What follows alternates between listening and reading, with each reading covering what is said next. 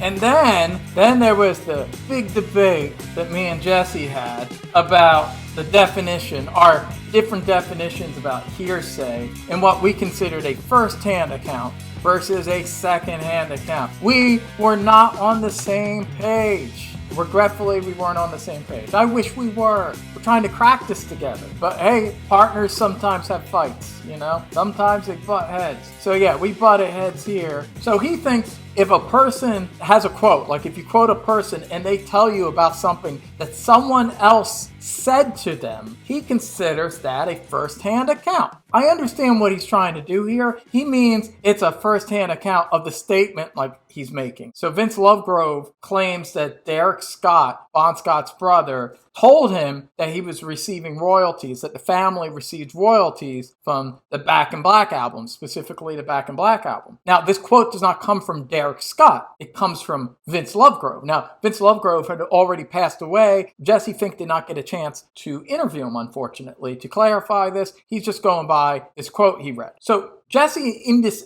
and he's really pushing the point too, like, you know, he keeps coming back at me with this. He's like just dead certain that this is a first-hand account that the Bon Scott family is receiving royalties because it's someone close to the family talking to the family. I don't know, we're just going to agree to disagree here. That is not a first-hand account. That is a second-hand account. It'd be a first-hand account if it came from Derek Scott. If Derek Scott was the quote you were quoting, all right? If it was Derek Scott saying, we, the Scott family, receive royalties from the Back in Black album. But it's not coming from him. It's coming from a second party. Hence why it's a second-hand account. Because it is coming from Vince Lovegrove, who is not a member of the Bon Scott family. All right? It's a second-hand account, at least by the American legal definition. And the American legal definition of hearsay is a second-hand account. A verbal, what you'd call oral testimony. Well, I would assume any verbal testimony is oral testimony. Yeah, okay, so any quote's oral testimony. You could say it that way to make it sound fancier than what it is.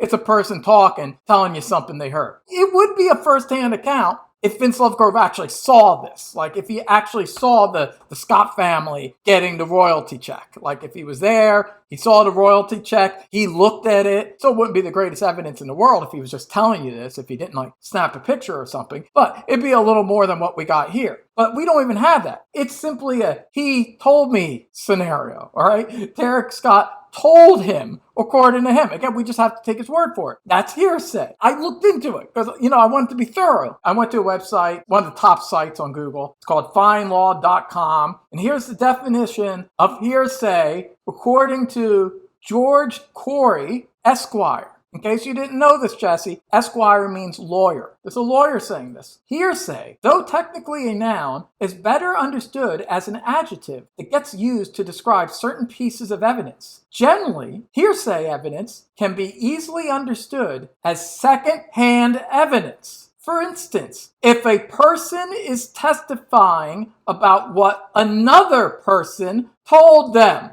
or about something they read that was written by someone else, that testimony can be considered hearsay. In short, hearsay involves a person testifying about another person's statement. You got it. Hearsay is when one person is claiming another person told them something. In a court of law, at least in the US of A, that would be considered hearsay. But this isn't a court of law. It's just a rock and roll book. You read a rock and roll book, there's some hearsay. It's worth knowing. It's worth hearing about. It's what Vince Lovegrove said. I don't buy it, all right? I don't buy what Vince Lovegrove says because of other things he said in your book. Bond, The Last Highway by Jesse Fink. Buy it now on Amazon. Vince Lovegrove, essentially, he was a booking agent and manager for bands. He had a little management company in Australia, and they were the first to manage AC/DC and book their gigs and stuff. Bon Scott worked for that company. He was old friends with Vince Lovegrove. They had a band together back in the day, pop band. More on that later. So they were buddies, and essentially Vince Lovegrove hooked up Bon Scott. He got him that gig when he was the driver for AC/DC. Also, Bon used to also paint the offices of the company. So Vince Lovegrove was there at the very early stages of AC/DC, and he introduced Bon Scott to the band. So essentially, it's because of Vince Lovegrove, Bon Scott joined AC/DC. He managed the band for a period when they were a local Australian act. Now, eventually, AC/DC went with that bigger management company. So this management company, the smaller one, Vince Lovegrove's company, got shit canned. All right, they got fired. AC/DC was moving on to bigger international things. Bon Scott still remained friends with Vince Lovegrove despite this. But that was pretty much it. I mean, that was his last line to AC/DC was Bon, because Bon was a good guy who, remembered Vince, did him a solid. Like, Vince got him that gig. But the Young Brothers didn't give a fuck. And they moved on and they got a new singer, and suddenly Vince Lovegrove is not like part of what's happening with AC/DC. He's not part of the gravy train anymore. It's important to have a little historical context when reading quotes from people and maybe trying to figure out why they might be so angry. So here's the quote. Have you seen AC/DC live with Brian Johnson singing? What do you think? This is what Vince Lovegrove said. The totally unbiased, doesn't have an axe to grind, totally objective Vince Lovegrove. I saw and met Brian Johnson singing with AC/DC on their first ever tour after Bon died. I didn't like his singing in the band he was in pre-AC/DC, Geordie, I think. I didn't like his singing in AC/DC. I still don't like his singing. I don't like his lyrics. I don't like him as an entertainer. I don't like him as a person. I disliked him as much as he disliked me. But that was a long time ago. I'm sure he's such a fab guy now. All right, so that's the guy. Follow me here? That guy who hates fucking Brian Johnson, all right? Although he has that little cheeky remark at the end. I'm sure he's a fab guy now. But obviously, he hates Brian Johnson, and Brian Johnson hates him. Yeah, he was the guy who replaced his old buddy that was his ticket into the band, Bon Scott. Yeah, so Bon Scott's gone. Brian Johnson's like, who the fuck are you, mate? I don't know you. You didn't get me into AC/DC. So he's no one to Brian Johnson. And maybe Brian Johnson acted that way to him. Possibly. But for any reason, Vince Lovegrove is not part of the inside AC/DC machine anymore. He's on the outside with a lot of other butthurt Australians. All right? So there he is. And now that's the guy who's saying that Derek Scott, Bon Scott's brother, told him that they get royalties from Back in Black. So am I wrong to simply question whether or not this man might have an axe to grind? I mean, Jesse threw it back. Well, maybe there's a reason he hated Brian. Well, yeah, I think I just explained the reason he hated fucking Brian Johnson. Who, by the way, almost everyone, I think, had to acknowledge this too. Brian Johnson is noted by so many people as being one of the friendliest, most affable fucking blokes on the planet. Everyone loves Brian Johnson. You ever see him on Top Gear? He's a fucking charming man. I don't know. I kind of believe most of the world over this one butthurt old manager. That's just me. And as I noted in the last video, officially the Bon Scott estate denied this and said no, they do not receive royalties from the Back in Black album. Although I gotta be honest, I never really understood this angle of the conspiracy theory. I mean, even if they were giving them royalties for Back in Black, the Young Brothers always said that the album was a tribute to Bon Scott, which obviously it is. It's Back in Black. It's a tribute to him. And they always said he inspired it and his influence was important. And they always acknowledged that he was still alive, at least for a short period when they first started the initial rehearsal sessions for it. To me, the first thing I would think, and again, there's no proof that this actually happens, but even if they did give royalties from Back in Black to the family, I just say it was just the Young Brothers just being kind of classy, just being classy. Like, yeah, this is a tribute to Bon Scott. It was in his honor. We started it with him, but he died before he really did anything. But you know what? We're still going to give some of the money to you. Doesn't seem suspicious to me. It just makes it seem like AC/DC might be decent human beings. That's all I'm saying. But then there's the family themselves, the actual Scott family. All right, I'm going to read from the mother. So this is from Issa Scott. This is about the time period in question, which I'm going to get more into when I break down the timeline. Christmas is 79. This is shortly after the concert in Paris that was used for the Let There Be Rock motion picture, which is awesome. And of course, you should watch it. They were taking a break from their final leg of the Highway to Hell tour. He did a Christmas break going back to Australia, Bon. And this is that time period in question. And this is from his mom,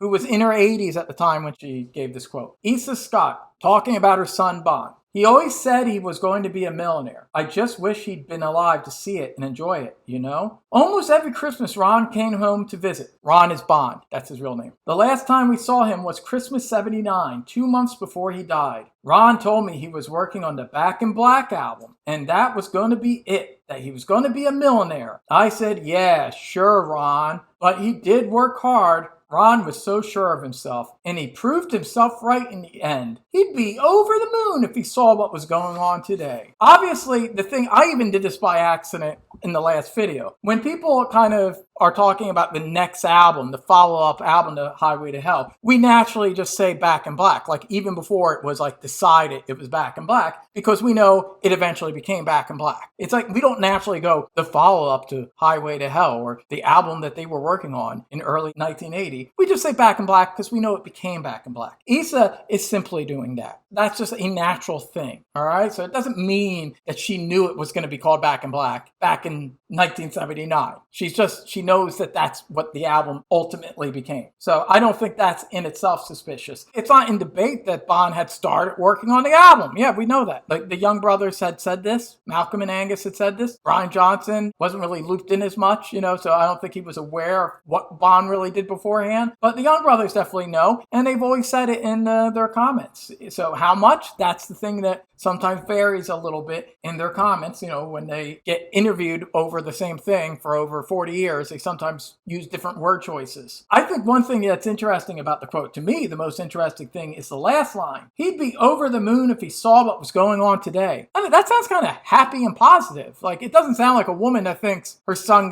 his lyrics were stolen by people. Like, it sounds like she's just talking about the legacy of AC/DC and the legacy of Back in Black and everything that it did and how big it got. Like she's proud of it. It's a mother being proud of his influence and his role in AC/DC history. Doesn't seem suspicious to me. What's interesting, though, is reading Derek Scott also talking about Bond in his Christmas visit to Perth to visit the family. This is the portrait that he paints of Bond. I always remember at Perth Airport for the last time, just after Christmas in 1979, and Bond said if the next record didn't work out, he wanted to get out of the business. He said to me, I'm 33. What am I going to do to earn a living? He was so much older than the others in AC/DC. And in those days, once you got to 30 in a band, it was all over. You were over the hill. He had never more than $100 in his pocket. That was their allowance. He said to me he'd been working all this time, and all he got was $100 a week. With his legacy, I found a lot of people want to get to you because of the money, but there are only a few people you can trust. You tend to trust people Ron trusted, and so we only have a small group who know what's going on. This is very interesting. Obviously, his mother and brother are painting drastically different portraits of Bond's state and where he was as a person in 1979. And it makes sense if you just have a sense of human nature and family dynamics, and you're just like a human being that's lived in this world and have family. Naturally, his old mom, is trying to put a positive spin on everything. Bond was going to write the best album ever. She'd be so proud of him. He was going to be a millionaire. Plus, Bond himself would be spinning it that way to his mom. He wants his mom to think, yeah, everything's great. Everything's great. So yes, mothers and sons bullshit each other to make each other feel good because they love each other and they don't want them to worry. Brothers, however, a sibling, he might get a little more of the truth. And this is a truth that Jesse Fink did a very good job of convincing me of. Yes, he convinced me that Bond was not really in this optimistic place that he was spinning to his mom and maybe to a few cats over a drink. Actually, to more people, he was spinning the same frustration that he is expressing to his brother. Now, also, remember Back in the Black, that idea that Bond was making so much money after Highway to Hell that he wrote these lyrics that are about his big bank account now and how now he's rich, number one of a bullet, back in black, he's back in the black. Well, according to his brother, it sounds like Bond wasn't really receiving all those royalties from Highway to Hell yet. It had just broke. And he says that he never had more than $100 in his pocket. So to me, this definitely doesn't sound like a guy who would write lyrics about how much money he's making now. And just in general, this doesn't sound like a guy who really thinks he's writing the next big hit. He's expressing concern about what if the record didn't work out. And now we're getting into Valerie Shearman's oral testimony. In my opinion, this is the weakest of all the oral testimony that is in Jesse's book. Okay, she is a widow of a Canadian singer who didn't end up even auditioning for the band. Just keep that in mind. This guy never auditioned for AC/DC. But she claimed that AC/DC's agency called her and told her the album was already finished. That's her words. The album was already finished, and all he had to do was come in, the singer, her late husband, who was Buzz Shearman of the band, the Canadian band Moxie. But he passed on it. He was drinking a lot. He would end up dying himself like Bon Scott a few years later. And he didn't do it. So anyway, but according to his widow, Valerie, she gets this call shortly right after Bon died. I'm assuming this is supposed to be like March of 80.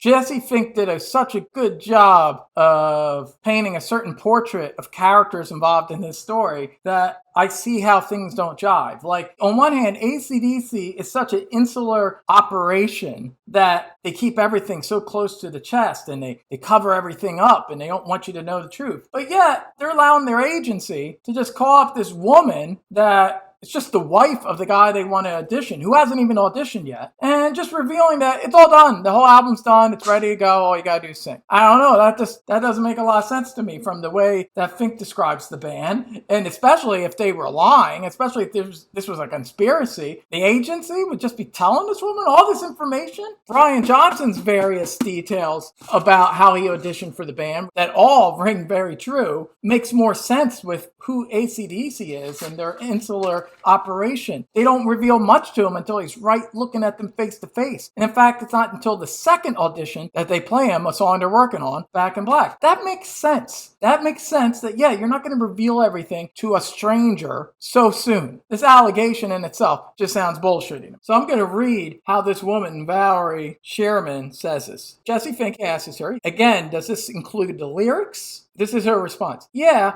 I believe so. Maybe they weren't quite finished yet. I don't know the facts of that, but they said the album's pretty well complete from the information I got back then, and I remember it pretty clear. You remember it pretty clear. Literally 2 lines earlier, you said, I don't know the facts of that. Maybe quite. And I believe so. Okay, but you remember it so clear. If Angus or Malcolm or Brian Johnson contradicted themselves like that, Jesse Fink would pounce on it like a motherfucker. This woman's contradicting herself within the same quote. It's not even different quotes. It's like within the quote. Jesse did not like the fact that I suggested in our comment exchange that some of these people might like the spotlight on them. All right, that some people, they might be saying these things to get some attention or to promote something or something. Well, Google Valerie Shearman. There she is, Valerie Shearman. There's her website. Okay, she's still kind of hanging in there in the music business. She wants to be a rock star still after all these years. She has a YouTube video too. You should watch this. Look at this YouTube video. I'll leave a link actually. I'm going to leave a link down below. I'm going to help promote Valerie Shearman as well. Valerie Shearman has this video, this older woman, nothing wrong with an older woman rocking. I think it's cool. And she's rocking. She's doing this like hard rock song. Note the guitar.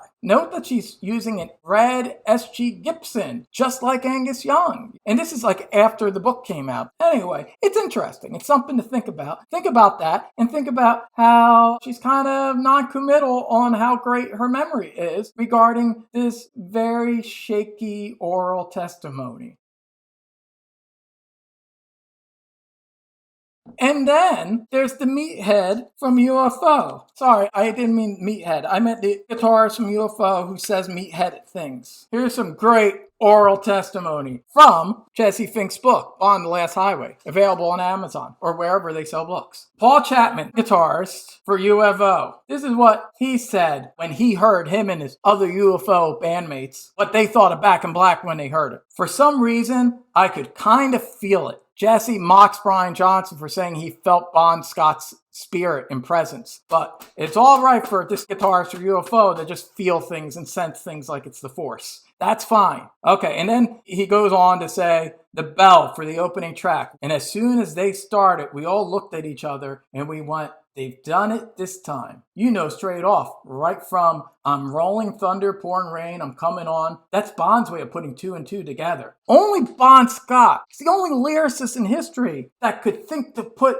thunder, rolling thunder, together with pouring rain. Thunder and rain. This is what this guy is telling you. Oh, it had to be Bon Scott. Thunder, rain, so Bond. It suggests Bond wrote those lyrics. Right there to me, the late Larry Dankert, who worked with AC/DC, he was a Malcolm's tech. This is hearsay. This is a secondhand account. According to Chapman, this is what Larry said. So, okay, here's the hearsay. Okay, Chapman says that Larry, Malcolm's guitar tech, said, yeah, the fuckers. I knew they'd do it. Sooner or later, they had to. Larry and I were laughing about it. All right, so you're laughing about it? Okay, whatever. He said, it's funny, you know. I always thought they'd do it, but it sounds an awful lot like Bond to me. I don't even understand what he's getting at with doing it. I guess he means hit success or write a hit record. I don't know. It sounds just really kind of nonsensical and almost like he might be drunk. But let me continue with Chapman's quote. And at this point, I don't really know if he's referencing Larry or himself or whatever. But I love this line. This whole thing reeks of it to me. Not the whole thing. Okay, he literally said, this whole thing reeks of it to me. And then the next line is not the whole thing. All right. This guy contradicted himself immediately after making a statement. Okay, so this whole thing reeks of it to me. Not the whole thing, but the money riffs, the ones that stand out to me, the choruses, certain things that stick out. The money riffs. I agree, there are a lot of money riffs on Back in Black. Malcolm Young and Angus Young, usually it was Malcolm, came up with those money riffs. They wrote those riffs. Now this guy, he's a guitarist, or it's the guitar tech. I don't know who's really saying that line. It's a little bit of a hot mess here, this quote. But either way, it's a guy that should know that Malcolm and Angus were coming up with the money riffs and not Bon Scott. So the way that they're crediting it as like, that's proof that Bon Scott wrote it, that there's money riffs here. Well, okay, again, I'm sorry, Jesse, I'm sorry. I'm really trying not to say bullshit, but that sounds a lot like bullshit. And he questions him. The first verse and chorus of You Shook Me All Night Long? And then Paul Chapman says, yeah, there's a lot of that catches me like that too. And then Jesse goes, and what about Back in Black being a song about coming into money rather than a memorial to Bond? And then Paul Chapman goes, even the melody in it. This is like, you ever see one of those old courtroom movies where the guy's like leading the witness and the witness is just kind of a dumb guy just going along? Yeah. And then you saw him standing there with the knife, right? Yeah, it was something like that. Yeah, I saw the gun. No, knife. Oh yeah, I mean knife. Yeah, I saw the knife. I seen it.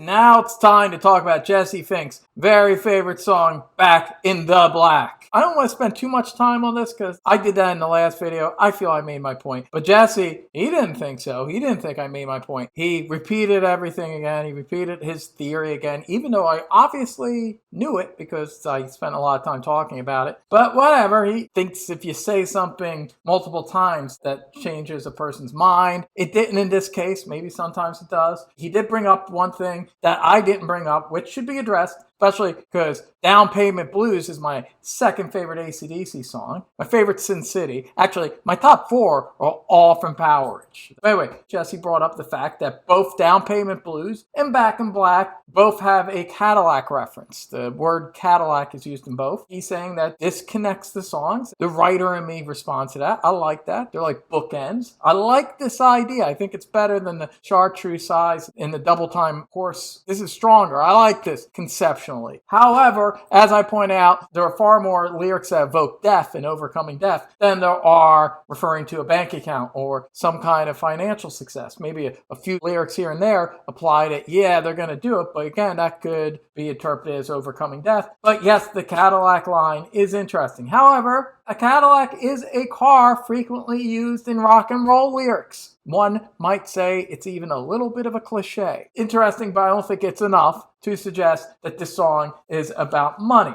To me, the song is obviously about overcoming death, with references to the hearse, the 9 lives, and the escaping the noose, and all that stuff. And it's called Back in Black, and the album cover is black, and it represents mourning.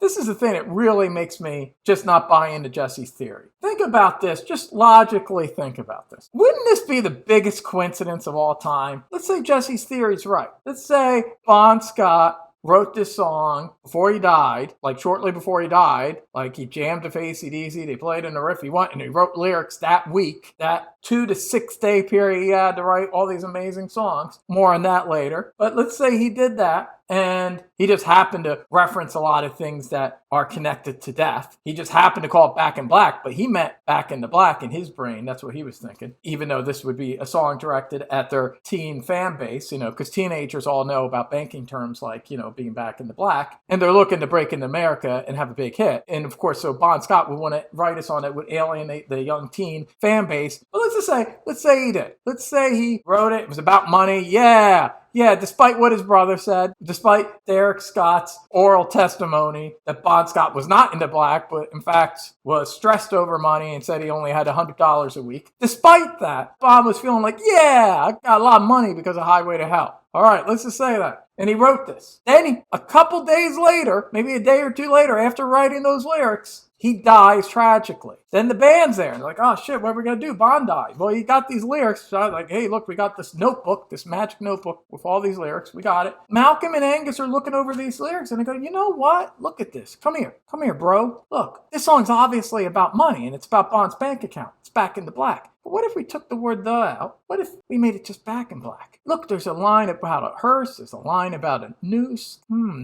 lives. He's never gonna die? What are you driving at, Mal? Well, what I'm saying, Angus, what if we just tell everyone that this is about mourning? What are you talking about? This is clearly about Bon's bank account. No. Listen, look at all this. 9 lives, cat's eyes, hearse, he's never gonna die, forget the noose, and we call it Back in Black, and then we can have an album cover that's black, like mourning. People might buy it. Yeah, we'll just flip it all around. That's a great idea, bro. Think about it. It's almost spooky how well that would have worked out. It's like, wow, Bon Scott writes a song about money, and it can so easily be interpreted to be about mourning and the band overcoming death. It would literally be the craziest coincidence of all time. Think about it. This is either the craziest coincidence of all time, or it's simply that these lyrics were written after Bon died, and the Young Brothers came up the chorus and decided it was going to be Back in Black because it was the color of mourning, and it makes sense. Just think about that. Craziest coincidence, or they wrote it after he died, and their story is true. Why does Jesse keep pushing this Back in Black narrative so hard? This Back in the Black narrative. And he didn't like that I said this. This is one thing. I'm going to read right here. He said, this is when he was referring to Holly coming up with the chartreuse line. He responded to me, yes, it came from Holly.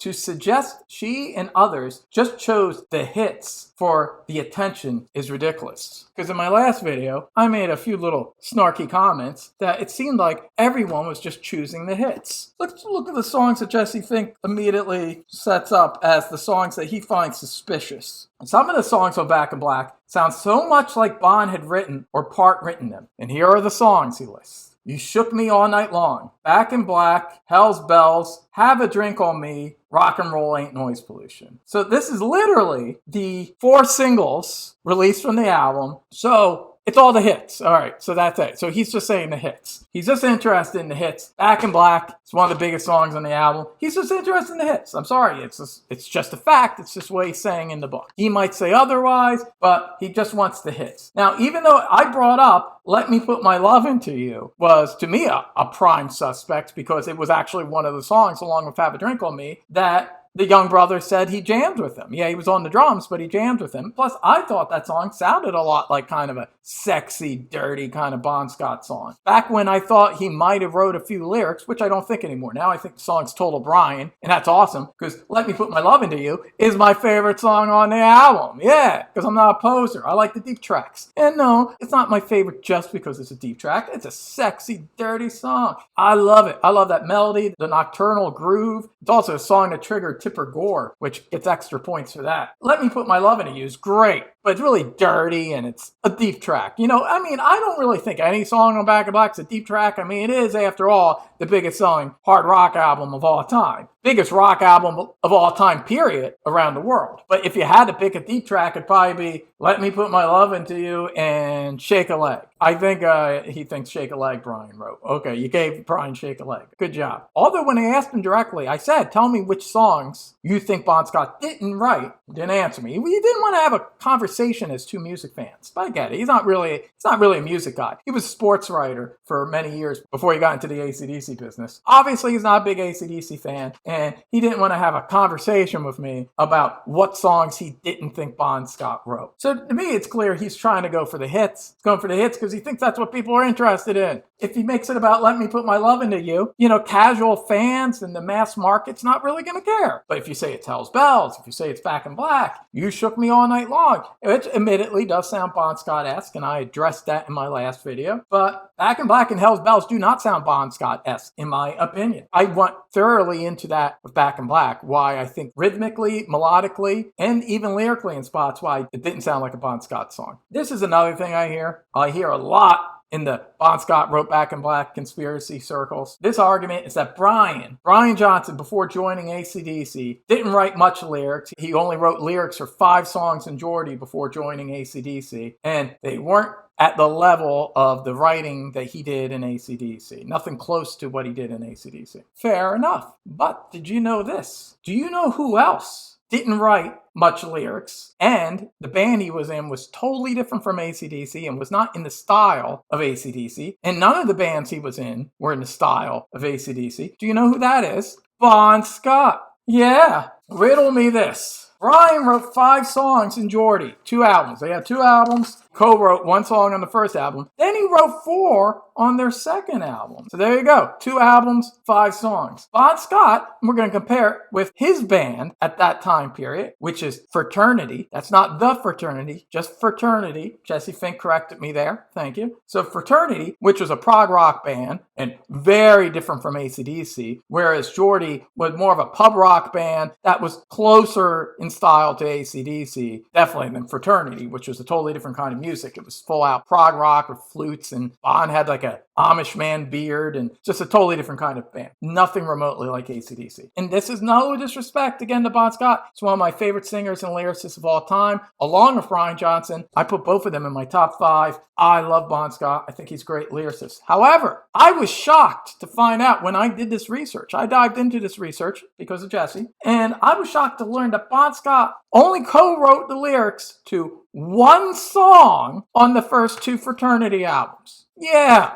only 1 song. 1 song, a song called Raglan's Folly. All right. You could see them doing a live performance of it on YouTube. I'll leave a link down below. And not just musically, lyrically, it's nothing like Bon Scott with AC/DC. No double entendres, there's no dirty puns, no mention of hell. Couldn't be more different. And that was just on the first album. Second album, he didn't even write 1 song. They put the song Raglan's Folly on that album as well. I don't know if it's a different version or a live version or whatever, but that's on the second album as well. And that is the only credit to Bon Scott on that album as well. 2 albums, he wrote 1 song, and on the second album, he didn't even have any new material. Whereas Brian Johnson is emerging as a songwriter on his second album and writes 4 songs. One of the songs, Going Down, the opening track, to me sounds very proto-AC/DC. Far more than anything Bon Scott's doing at that time period. I'm going to leave a link to that down below too, so you can actually hear audio evidence. And Going Down, it's interesting, 1974. A few years later, AC/DC would have that song Go Down, and that was the opening track on that album, Let There Be Rock. Remember what I said about how Bon Scott was a fan of Brian Johnson's, which was actually backed up by one of the guys Jesse Fink interviews, and how the idea of putting guitarists on your shoulders was inspired by Bon watching Brian do it, and his band opened for his band Geordie. And here you go, Brian Johnson, a guy that Bon Scott liked and thought was a great singer. So he had different music tastes, I guess, than his buddy Vince Lovegrove. So Going Down, it's great. It's the best Geordie song, in my opinion. Could have been an inspiration. That's all I'm saying. But at very least, it's obviously much more similar to what AC/DC would end up doing than Raglan's Folly. Listen to Raglan's Folly, the 1 co-written song in Fraternity. Maybe he's got some demos and things that didn't make the album they co-wrote, and I'm sure they're in a similar vein. But in terms of their 2 released albums, that's it, 1 song. He then joins the band. He joins AC/DC. He already had one single out, Can I Sit Next to You Girl, which the Young Brothers came up that course. And he joins and they do the Australian version of High Voltage, which is very different from the international version. And if you want to know more about that, check out my videos where I reviewed the discography. I did two of them, one chronologically and one that was like in a ranking order. And in both those videos, I discussed the Australian High Voltage. It's good. I mean, it's obviously, it's not fully there yet. Bond's even doing stuff like Love Song, which is like a ballad. So, it's not all the way there, but there are some great songs like Soul Strippers, one of my favorites. And a lot of the best stuff would end up being on the Jailbreak EP. It shows you that, Bond almost like right away with She's Got Balls and a lot of the songs on the album showed that right away working with the Young Brothers, Bond is writing in this new way, this way he never wrote in his life before. It's almost as if Angus and Malcolm Young were the creative architects of the band, and they dictated the style and approach of their chosen vocalist. Just speculation, a theory that maybe Bon Scott joins the band, and Malcolm, especially, who I think was the brains of the band, Malcolm and Angus, and along with their older brother, George Young, that was their songwriting mentor, perhaps they kind of guided Bond in a similar way that they guided Brian in 1980. And they said, hey, we want these kind of songs, we want down and dirty songs, and Bond being very creative and very intelligent and obviously an untapped talent, because he's never written like this before, but they obviously brought it out of him somehow. They managed to bring it out of him and to put him on the road to becoming Bon Scott, one of the greatest lyricists ever in rock music, in my opinion. But he wasn't there before he got into a room with the Young family. That's all I'm saying. That's the evidence. That's the point. Knowing all that, why is it so crazy to think that Brian Johnson, coming into a much more fully functional and defined band, that by this point really got their sound down on Highway to Hell and definitely knew what kind of lyrics they were writing, would just as easily be coached and led in the right direction as Bond was back when he first joined AC/DC. To me, it makes a lot of sense. I have a lot of respect for Brian and Bond. I think they're both great lyricists. I think they're both great singers. But I'm really thinking that the Young Brothers aren't given enough credit, especially Malcolm Young, the brains behind the band. And I think it's his vision. Also, Bond and Brian, to me, despite some similarities in areas like songs like You Shook Me All Night Long, where naturally they're pushing Brian and they're all working together to write a song that's Bon Scott-esque, or now I'm thinking more just AC/DC-esque. This lyrical direction seems to be very inspired by the Young Brothers, and then Bond was really good at executing it. And so was Brian, in my opinion. But despite some of those similarities, there was a difference. I think you hear the lyrical difference between Bond and Brian immediately with Hell's Bells. Just look at their different views on Satan and hell, for example. Whereas Bond reveled in the hellish, hell ain't a bad place to be, Highway to Hell. Brian takes a more traditional ominous approach. Like he thinks hell and Satan is ominous and threatening. To Bond, Satan is like, hey! He says hey to him. He literally says hey. And he boasts that he's paying my dues in a rockin' band. Hell is party time. And all his friends are there. Hell ain't a bad place to be. It's fun. It's cool. Let's rock, baby. Whereas Brian, on the other hand, uses Satan and hell in a very ominous and, like I said, threatening fashion. It's a threat. I got my bell. I'm going to take you to hell. I'm going to get you. Satan get you. Totally different mindset and approach. And what do you know? It's like the first song on the first album with a newly credited lyricist, and there's a discernibly different lyrical approach and different view of hell and Satan. It's almost like the man credited with writing the songs wrote the song. In general, Brian and Bond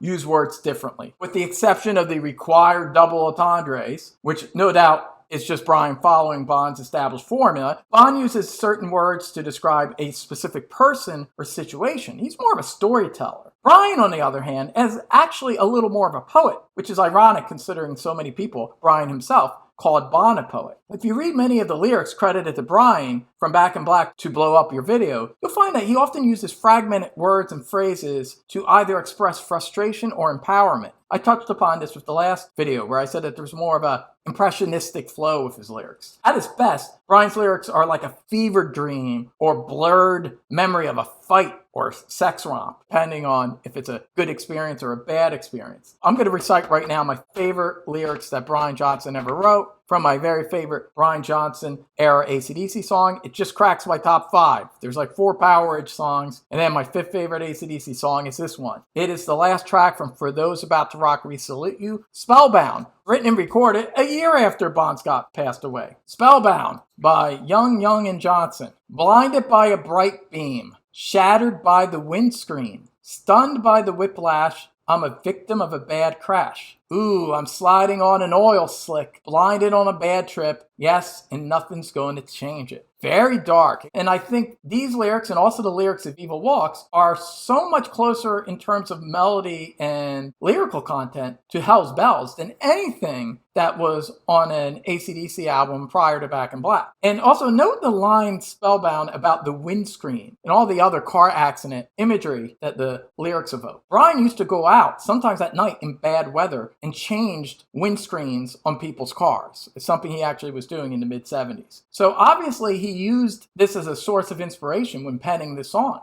In the same way, Brian refers to a woman as a fast machine that keeps her motor clean. His love of automobiles and his experience working on them was a source of inspiration. So to me, that all lines up. All lines up. It feels like these lyrics written on For Those About to Rock We Salute You sound like the fucking car guy who's driving out in the middle of the night. He's got to deal with bad weather and stuff and just the ominous vibe, the lightning crashing. This is all the same guy. Compare the lyrics and the tone of Highway to Hell to Hell's Bells, and then compare Hell's Bells to the lyrics and tone of Evil Walks and Spellbound, and how half the songs are For Those About to Rock We Salute You. It's a dark album for the most part. And to me, it becomes fairly evident that Bon Scott did not write those lyrics on Back in Black. Definitely not Hell's Bells. Also, I'd like to say that, Brian Johnson in a lot of ways just fulfilled the role of Bon Scott. He was naturally witty in interviews. He was more the guy you could have a drink with and joke with, where the young brothers were a little more standoffish. Angus was a little offbeat. So Brian just stepped right in there for Bon. It was kind of perfect. He was always saying funny things and always very quick-witted. So it doesn't surprise me that he likewise could throw out a line like "She told me to come, but I was already there." Same way he said "The moon is rising and so am I." Or even look at the album "Fly on the Wall," which is often cited as the weakest of his lyrics in the 80s. But he has like a gem here and there, like the line in Danger, "The cops could not appreciate my natural charm." To me, if that was like on a song on Dirty Deeds on Dirt Cheap or Powerage, all you Bon Scott purists would be saying, "Oh, look how clever that line is." Also, really being objective, and this is no disrespect to Bon Scott. Again, I think Powerage are the best lyrics ever on an AC/DC album, but really stepping back and looking at this, is TNT any smarter than Heat Seeker? Come on. Isn't Live Wire just a big dick metaphor song, and doesn't that sound like it could just be on flick of the switch? I can only imagine what these Bon Scott snobs would say if a line like "Short My Circuit" came from Brian Johnson and it was on flick of the switch. Bon was great, but this idea that he was just so much better, his lyrics are so much better than what Brian was doing in the 80s, I ain't wearing that shit. Sorry, I don't buy it. I think it's a lot of pseudo-pretentious shit. That's just me. Yeah, Bon was a little bit better than Brian, but he wasn't that much better. And the lyrics were definitely better with Brian helping the Young Brothers than when the Young Brothers went off and wrote them themselves. But again, these are just my opinions and my interpretation of lyrics, just like Jesse Fink does and all the people in his book. I'm just hearing things and telling you what I think about it. If you think I sound a little more educated about this band because, I'm not just talking about the hits, you might be onto something.